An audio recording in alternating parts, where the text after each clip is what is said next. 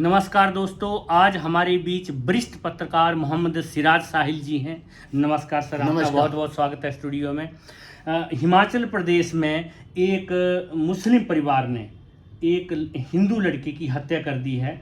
तो क्या ये मान लें कि कोई भी राज्य ऐसा नहीं बचा है जहां पर जो है मुस्लिम हिंदू का लड़कियों का जो जिहाद चल रहा है उसको अभी हिमाचल में भी पहुंच गया है, जबकि हिमाचल एक सुरक्षित प्रदेश है, वहां पर इस तरह का कोई भी अभी तक ऐसी घटना नहीं घटी थी। तो इस विषय में आप क्या कहना चाहेंगे? हमारा कहना है कि हमारे देश में जो है इस तरह की चीज़ें होना बिल्कुल नहीं चाहिए, क्योंकि हमारा देश जो है सदियों से एक आपसी भाईचारे और सद्भावना से रहा है। लेकिन इधर हाल के दिनों में जब से डिजिटल युग की शुरुआत हुई है और मीडिया का असर जो है गांव-गांव गली गली तक पहुंचा है, तो सारी घटनाएं जो है जनता के बीच पहुंच जाती हैं और इस तरह के मामलों को सख्ती से निपटना चाहिए शासन प्रशासन को, और न्याय व्यवस्था के तहत त्वरित कार्रवाई से न्याय होना चाहिए, बिना किसी भेदभाव पक्षपात के, जात पात धर्म को ध्यान में रखते हुए।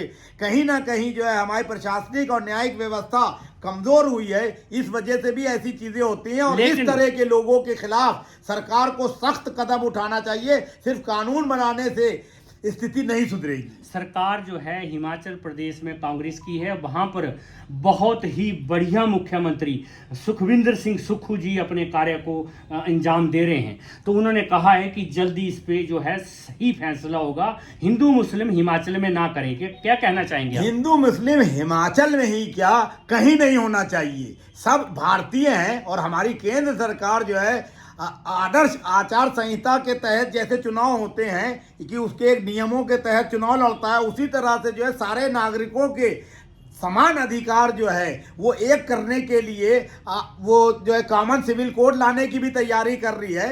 हो सकता है जैसा सरकार सोचती है कि ये कॉमन सिविल कोड आने के बाद इस तरह की घटनाएं कम होंगी, मैं ऐसा नहीं मानता हूं। जब तक के जो है हमारे यहाँ न्यायिक व्यवस्था दुरुस्त नहीं होगी और प्रशासनिक व्यवस्था बिना पक्षपात किए नहीं निभाई जाएगी, तब तक ऐसी घटनाओं को नहीं रोका जा सकता। तो इस विषय में तो आपने बहुत कुछ कह दिया है, जबकि ये बहुत सी प्रॉब्लम्स हैं 1947 से कंटिन्यू हैं, चाहे कहीं भी हो रही हो, चाहे यूपी में हो रही हो, बिहार में हो रही हो। अभी यही सिलसिला दिल्ली से होता हुआ हिमाचल पहुंच गया है। बहुत दुखद बात है, इस विषय के ऊपर हमें गहन चिंतन करना होगा। और जो सेंटर में सरकार है उनको उनके संज्ञान में भी ये मामला है, उन्हें भी ये फैसला जल्दी ही देना होगा कि किस तरह से अभी क्या करना है, क्योंकि 2024 के जो इलेक्शन है बहुत महत्वपूर्ण है। उसमें ये भी एक मुद्दा है कि इस तरह की जो हत्याएं हो रही हैं, बलात्कार हो रहा है, बच्चियों को घसीटा जा रहा है, उनकी हत्या हो जाती है, जंतर मंतर में जो है बच्चियां धरना दे रही हैं। तो क्या कहना चाहेंगे आप इस बारे में कि जो अभी इलेक्शन है 24 में, तो कैसी सरकार देश को मिलनी चाहिए? आपने बहुत महत्वपूर्ण मुद्दे की ओर जो है लोगों का ध्यान आकृष्ट किया है। जंतर मंतर पे जिस तरह से जो है स्वर्ण पदक जीतने वाली हमारे देश की महिला पहलवान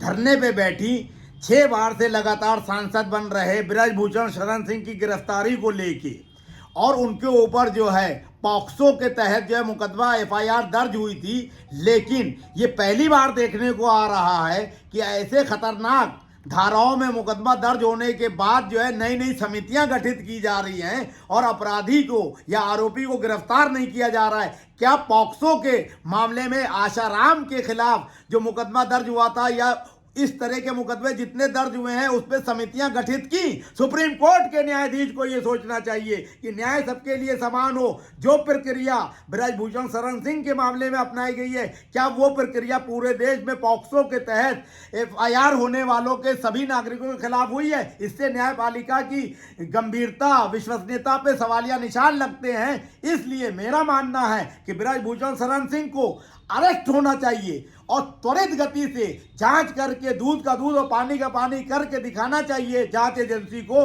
और न्यायालय को। अगर महिला पहलवान नाजायज तरीके से बृजभूषण शरण सिंह साहब को फंसा रही हैं तो उनके खिलाफ कार्रवाई होना चाहिए, और बृजभूषण शरण सिंह अगर निर्दोष हैं तो उनको क्लीन चिट मिलना चाहिए। लेकिन बिना पॉक्सो में जो नियमित तौर पे रूटीन में कार्रवाई होती है उसको दरकिनार करके ऐसा करा जाना ये साबित करता है कि प्रधानमंत्री, उनकी सरकार, पुलिस और न्याय व्यवस्था एक विशेष व्यक्ति को बचाने के लिए ऐसा कर रही है। लेकिन 2024 में इस बात का बड़ा असर पड़ेगा। हमारे देश में जो है सबसे बड़ी जो है दुखद बात यह है कि बहुत जल्दी हमारे देश के नागरिक चीजों को भूल जाते हैं। ये अभी घटना हुई है, 11 महीने चुनाव में बाकी हैं। देखिए कौन कौन से जो है गेम खेले जाएंगे सभी दलों की तरफ से। यूपीए में जो कांग्रेस नेतृत्व करना चाहती है, एनडीए का नेतृत्व बीजेपी कर ही रही है। ये लोग हर हथकंडा अपनाएंगे देश पे सत्ता को काबिज होने के लिए, लूट खसोट करने के लिए। इनको सबक सिखाने का काम मतदाता ही कर सकता है। जागरूक मतदाता चाहे तो इन नेताओं की कारगुजारियों पे विराम लग सकता है, नहीं तो 75 सालों से जनता लूट पिट रही है, उसके कल्याण के कार्य नहीं हो रहे हैं। ऐसा होता ही रहेगा जब तक के मतदाता जागरूक नहीं होगा। लोकसभा और विधानसभा इलेक्शन महत्वपूर्ण होता है अपने स्थान पे, क्योंकि 5 साल के लिए जनता जनादेश देती है।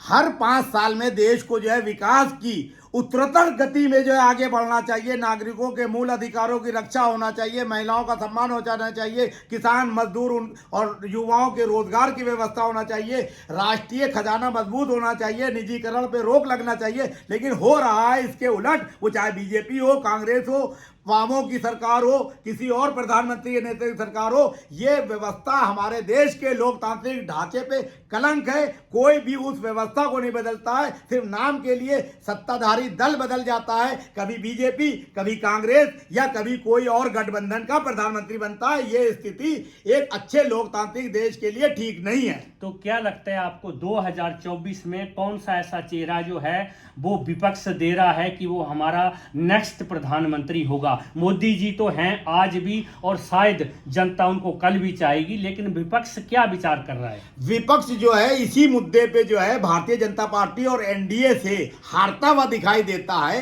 कहने को तो जो है विपक्षी लोग एकता का सूत्रपात कर रहे हैं, रणनीति बना रहे हैं, लेकिन उनके पास कोई एक ऐसा चेहरा नहीं है जो सर्वसम्मति से, आपसी सहमति से, एक राय से प्रधानमंत्री नरेंद्र मोदी की टक्कर के लिए उसको पेश किया जा सके। क्योंकि क्षेत्रीय छत्रप और मुख्यमंत्री जो एनडीए और यूपीए में नहीं है, वो मुंगेरी लाल के हसीन सपनों की तरह जो है खुद प्रधानमंत्री बनना चाहते हैं। जब तक के विपक्षी दल के नेता अपनी इस मानसिकता को नहीं बदलेंगे, प्रधानमंत्री नरेंद्र मोदी को नहीं हराया जा सकता है। ये बात मैं कह चुका हूं। मेरा मोबाइल नंबर 9540297770 है।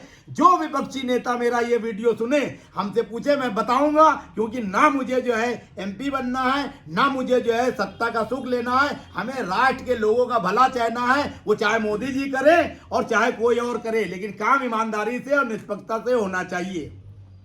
नॉर्थ ईस्ट में कुछ लोग जो हैं वो शरद पवार की पार्टी से जीत के आए हैं। उन्होंने अभी यहाँ 25वां स्थापना दिवस मनाया दिल्ली में, और वहाँ पर उन्होंने उन नेताओं को, उन एमएलए को जो है सम्मानित किया गया। शरद पवार की बढ़ती लोकप्रियता क्या उन्हें प्रधानमंत्री पद के लिए दावेदारी साबित करने को आगे अग्रसर है, या जो है हमारे और दूसरी जगह से जो एक और चेहरा नज़र आ रहा है कपिल सिब्बल जी, और इधर जो है हमारे मोदी जी तो हैं ही हैं। तो क्या लगता है आपको कि कौन वो चेहरा जो है 2024 में प्रधानमंत्री पद का दावेदार हो? देखिए, ईमानदारी की बात अगर कही जाए और निष्पक्षता की बात कही जाए तो चाहे शरद पवार जी हो, ममता बनर्जी हो, अरविंद केजरीवाल हो, हेमंत सोरेन हो, नीतीश कुमार हो, टीआरएस के प्रमुख और मुख्यमंत्री तेलंगाना चंद्रशेखर राव हो, चाहे नवीन पटनायक जी हो, सब बड़े नेता हैं अपने अपने स्तर पर।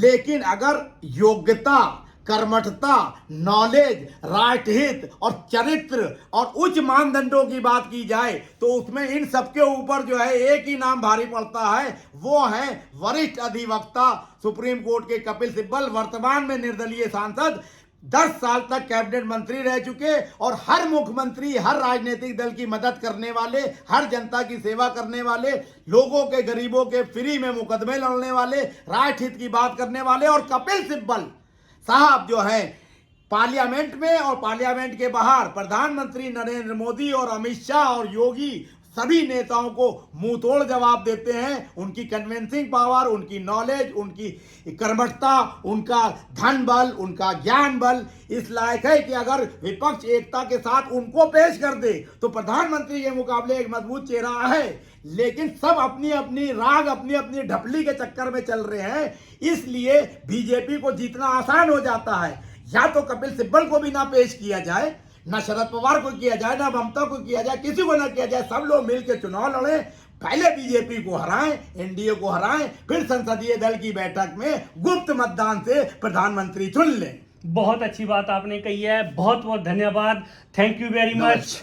एक बार फिर हम नई शख्सियत के साथ मौजूद होंगे, तब तक के लिए नमस्कार, जय हिंद, जय भारत, वंदे मातरम।